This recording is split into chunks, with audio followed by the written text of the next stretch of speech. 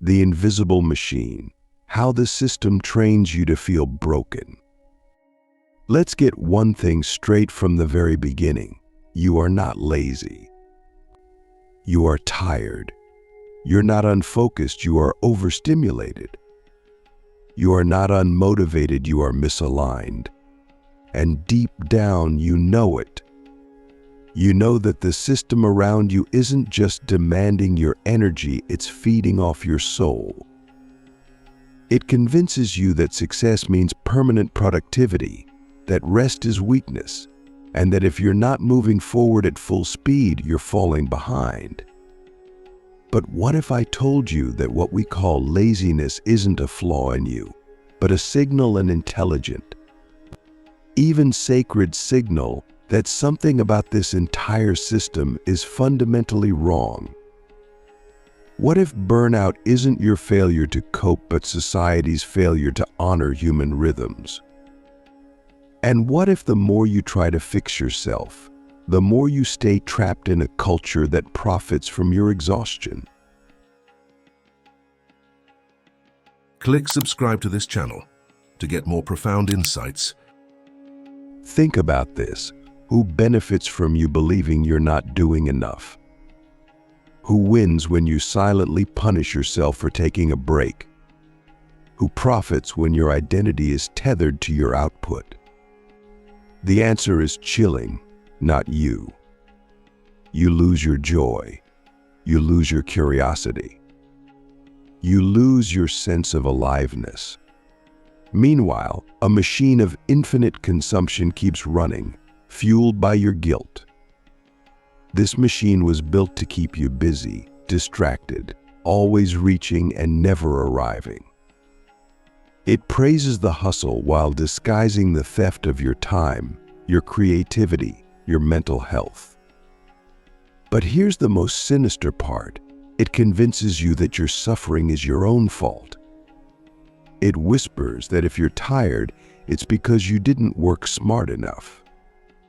That if you feel overwhelmed, it's because your mindset isn't positive enough. That if you're burned out, it's because you haven't mastered time management. This is the lie. This is the trap. Society has created a system that breaks people and then shames them for being broken. Let me ask you, when did we decide that value equals productivity? That a human being is only worth something if they're constantly doing, creating, earning? The modern world is saturated with toxic messages that tie your dignity to your output.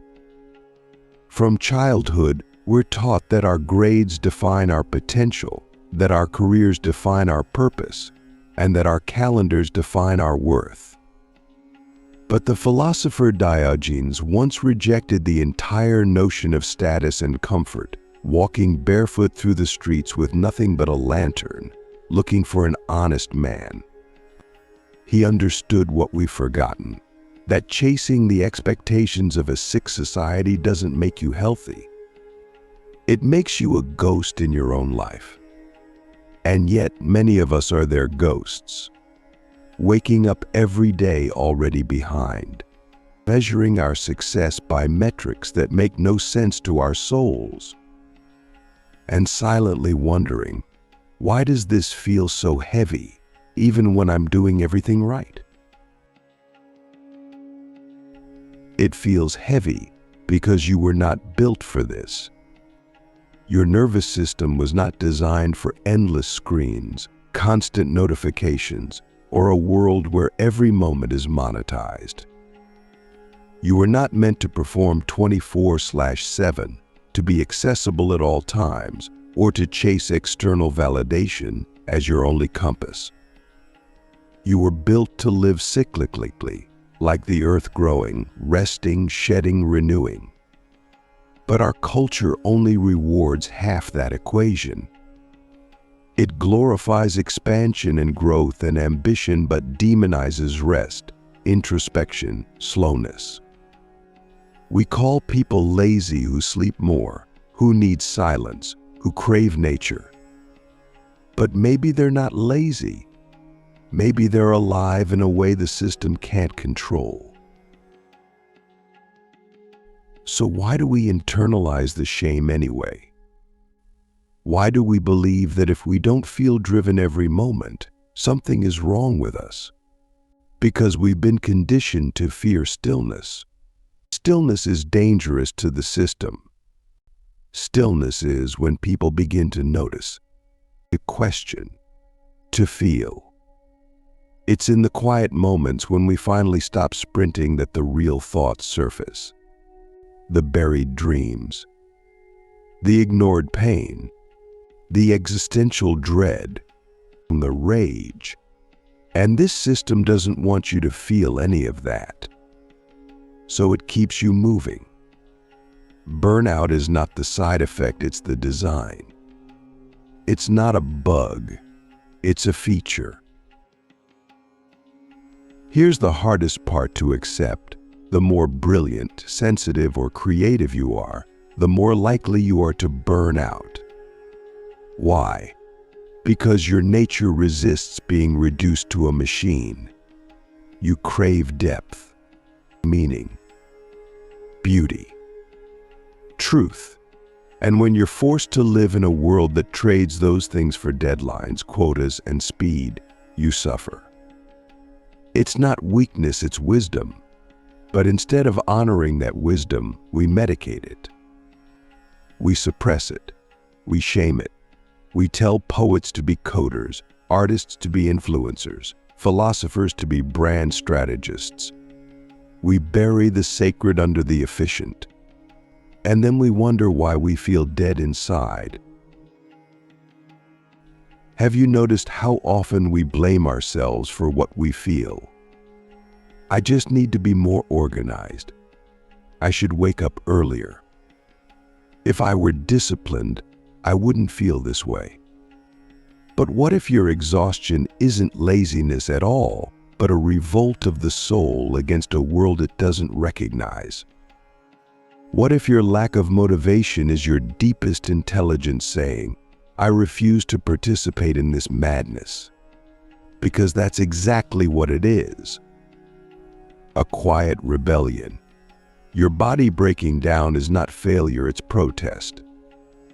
Your depression is not dysfunction, it's grief. Your attention span is not broken, it's overtaxed. Your dreams are not naive, they're buried under the weight of survival. Let's go deeper. Ask yourself, when was the last time you rested without guilt? When was the last time you felt joy without trying to earn it? When was the last time you did something slowly, beautifully, without trying to make it productive? If it's been too long, then the problem isn't you.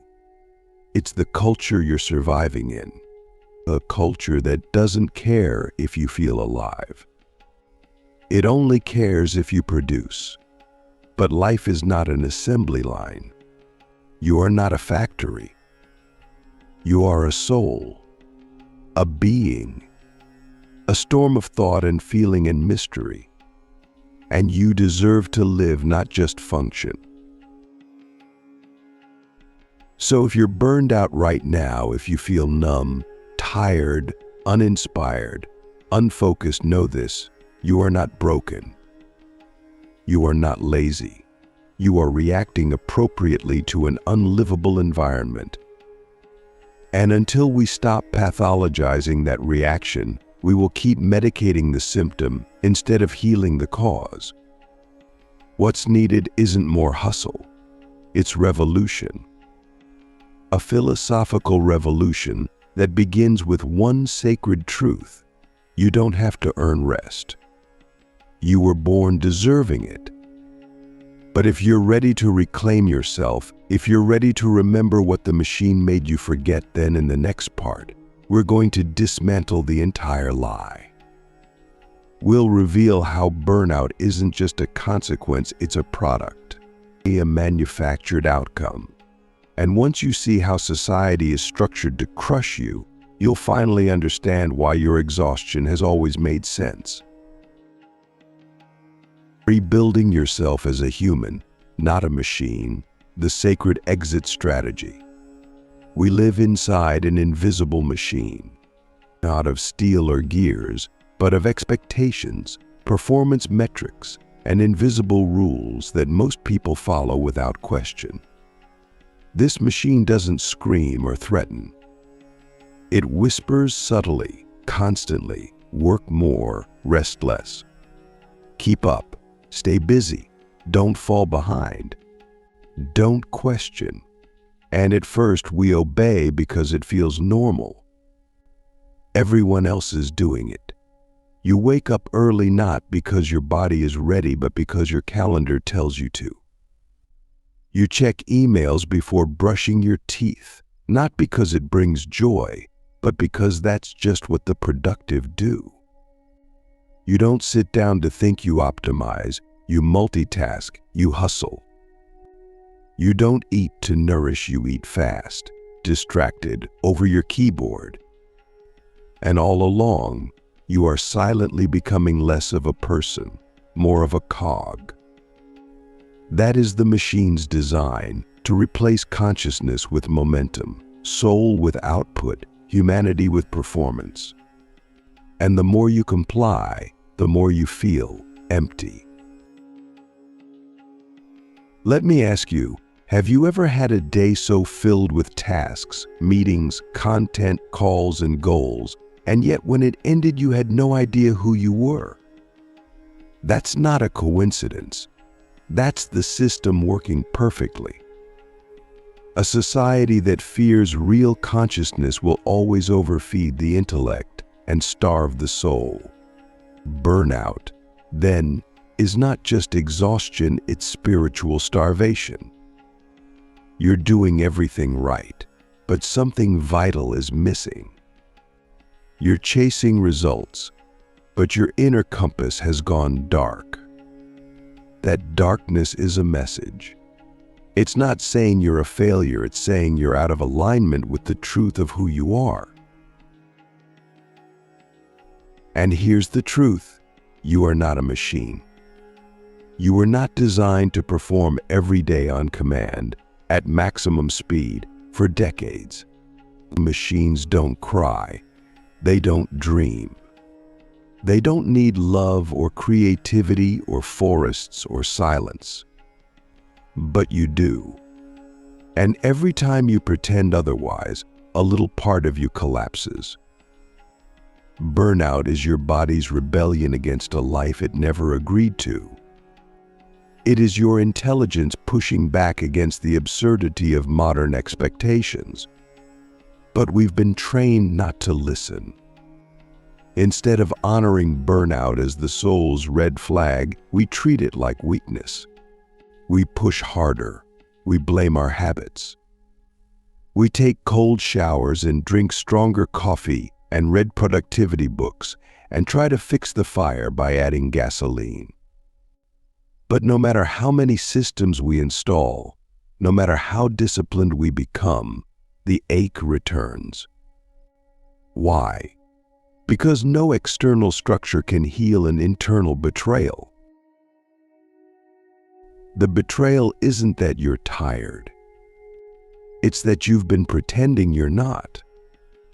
You've been taught to override the voice inside that says, slow down.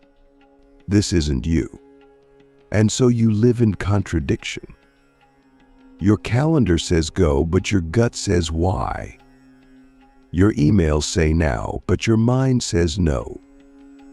And instead of listening to the body's wisdom, we gaslight ourselves into believing we're the problem. That's how the machine wins. It makes us blame our humanity instead of the system. But what if burnout isn't a sign that you've failed, but that you've outgrown the game entirely? What if the only mistake you've made is believing this was ever sustainable? Burnout isn't a lack of energy. It's a lack of meaning. It's what happens when the deepest parts of you know this path leads nowhere, but the surface parts of you keep walking anyway. It's not about being too weak. It's about being too strong for too long. Holding up responsibilities you never asked for. Carrying emotional loads you were never trained to handle. Smiling when your spirit is bleeding. And through it all, trying to act normal in a world that has forgotten what normal even is.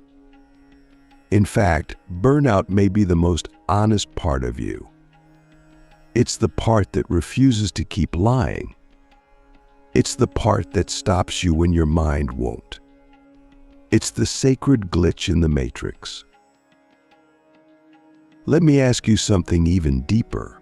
What are you doing today that your future self will mourn?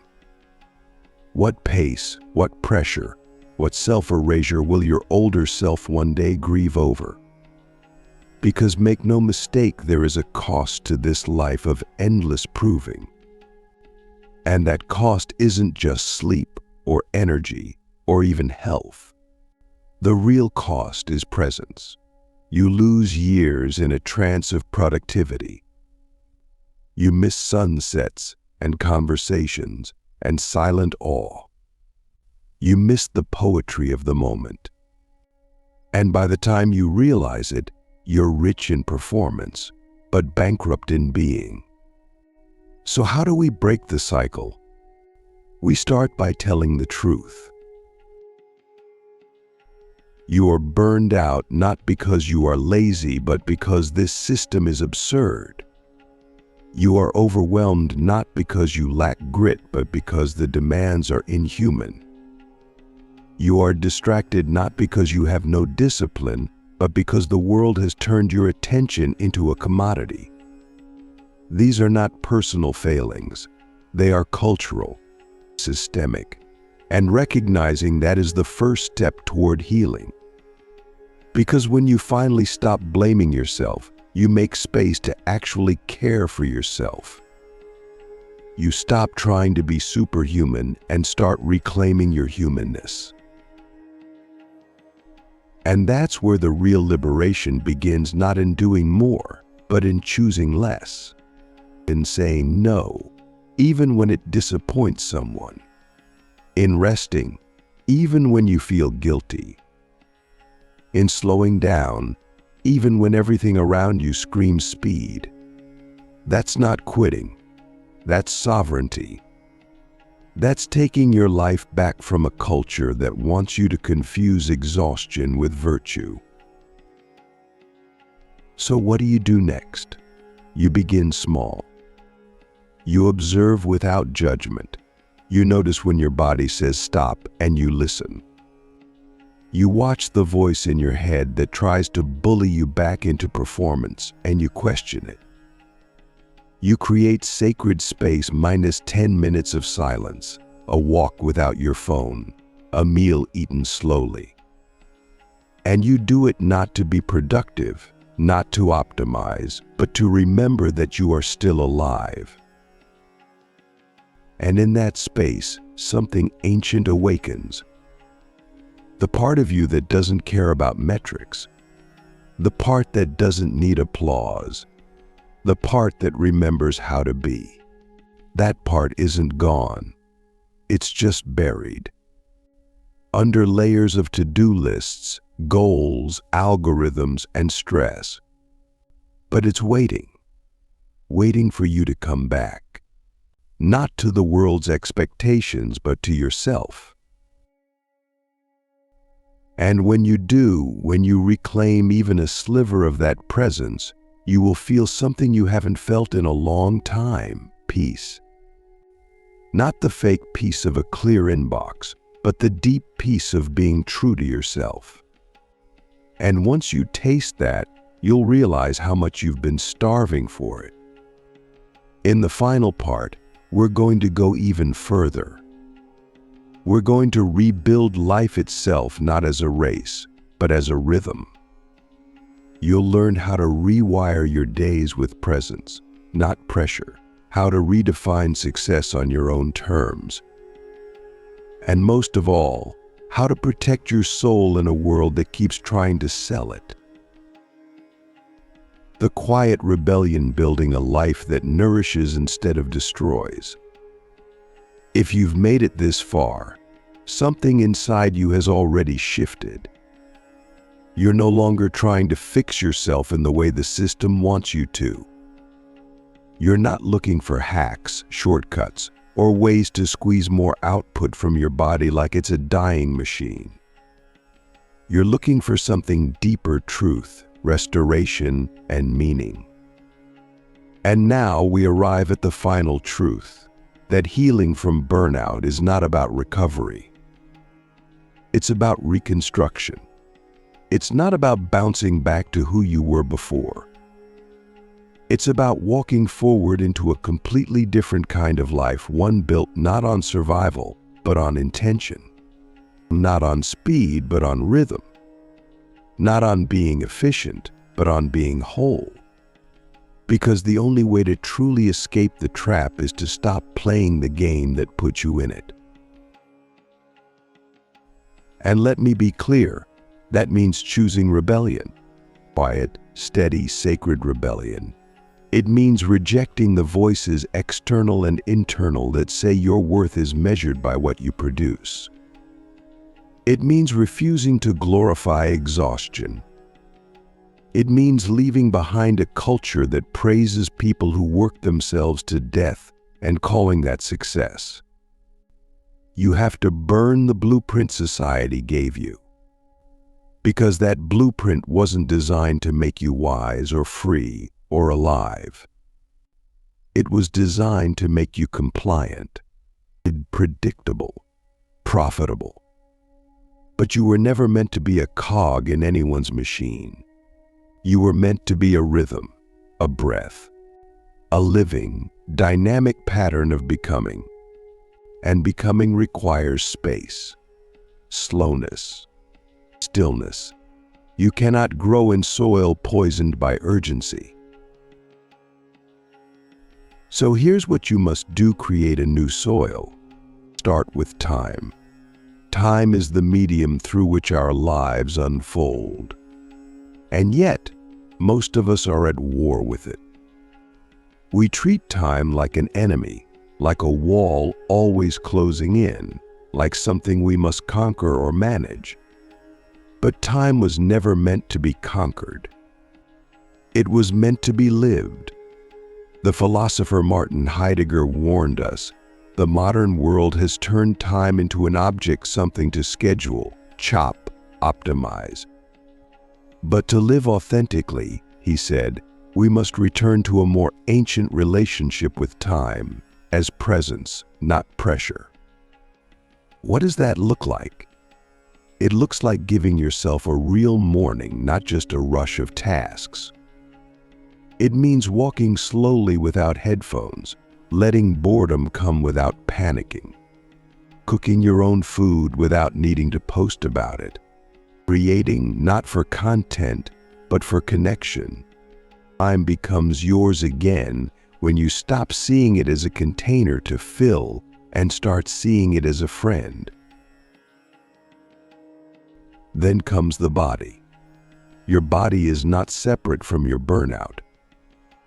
It is the first and final witness to your truth.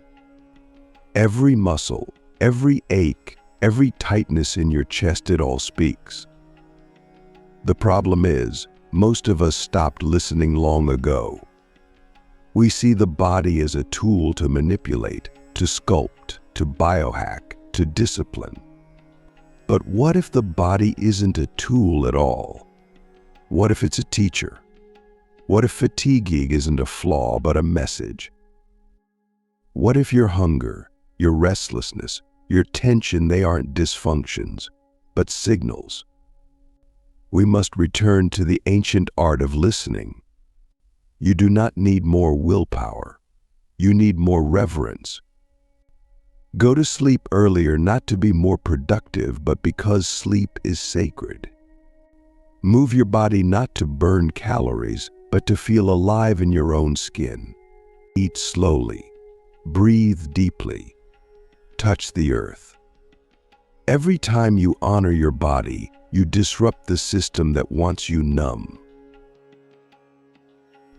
Now comes the soul, the most dangerous part to recover, because once you touch it, you can't go back. Your soul remembers everything that burnout made you forget. It remembers your longing for beauty, your hunger for truth, your childlike curiosity, your sacred defiance. It remembers what you used to love before that love was monetized. And it knows the cost you've paid for playing a role in someone else's story. That's why burnout doesn't just drain energy, it drains meaning. So to truly recover, you must ask the forbidden questions. What do I actually want? Who am I without my job title, without my calendar, without the admiration of others? What would I do with my life if I stopped trying to impress people I don't even like? These are not small questions. They are dangerous. They will burn through every illusion you've been taught to worship. But on the other side, there is freedom. Not the freedom to do whatever you want, but the freedom to live a life you actually recognize. A life that feels like yours. And that begins with one small, radical act, choosing joy without permission.